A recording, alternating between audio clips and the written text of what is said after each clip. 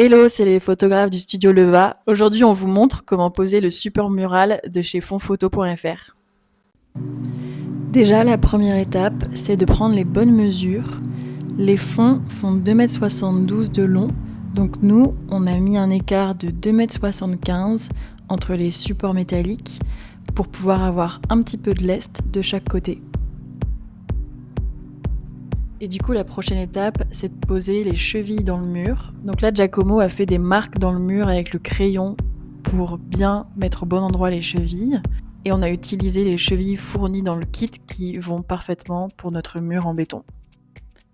Donc là, il y a un petit truc un peu tricky avec les chevilles. En fait, il faut les mettre dans le trou qu'on vient de percer.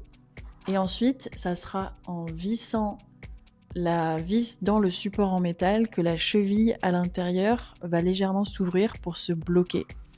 Donc il ne faut pas paniquer au début, la cheville elle bouge un peu, mais ça sera à l'étape suivante quand on la vissera au support que ça se bloquera. Pour les chevilles qui sont fournies dans le kit, on a utilisé un foret de taille 8. Une fois que les chevilles sont dans le mur, on vient insérer le support métallique et on va le faire tenir en vissant les boulons et en insérant entre le support métallique et le boulon les petits disques qui sont fournis avec les chevilles. Une fois que toutes ces étapes sont faites, on reproduit exactement toutes les mêmes étapes de l'autre côté en s'assurant qu'on a la parfaite symétrie. Une fois que le support métallique est placé également de l'autre côté, c'est le moment de sortir nos fonds en papier et de placer à l'intérieur, de part et d'autre, les expandeurs qui sont fournis dans le kit. Donc là, le principe, c'est de placer l'expandeur à l'intérieur du rouleau et ensuite de le tourner pour que ça s'ouvre à l'intérieur et que ça vienne se bloquer dans le tube en carton. Et là, sur le côté droit, il y a une petite vis au niveau de chaque fond en papier. Cette vis-là, elle permet de pouvoir descendre le fond. Il faut la dévisser quand on vient descendre le fond. Et ensuite, il faut la revisser si on veut que le fond tienne en place. Donc à droite, on a les petites vis qu'on vient visser et dévisser. Et à gauche, on a le moteur. Et on va venir poser notre fond en papier. Juste à droite du moteur, il y a une petite fente. Et c'est là qu'on vient caler le fond en papier.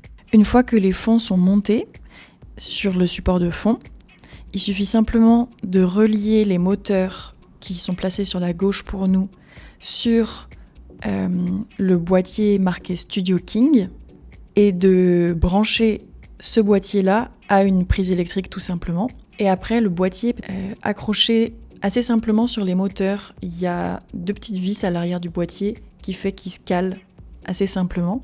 Et une fois que le boîtier est branché, il suffit simplement d'utiliser la télécommande. La télécommande, elle est assez simple. Nous, on a la possibilité de mettre 3 supports de fond. Donc, on a 6 boutons sur notre télécommande, une ligne par support de fond. Le bouton 1 pour descendre le fond, le bouton 2 pour le remonter. Le bouton 3 et 4 pour descendre et remonter le deuxième fond, et 5 et 6 pour le dernier fond. La télécommande, elle marche avec 2 piles qui sont assez faciles à trouver dans le commerce et qui sont fournies aussi dans la boîte. La télécommande, elle fonctionne avec 2 piles A23 qui sont fournies dans le kit, donc c'est hyper pratique. Et voilà, une fois que toutes ces étapes sont terminées, vous avez votre support de fond qui est opérationnel et franchement, c'est trop pratique.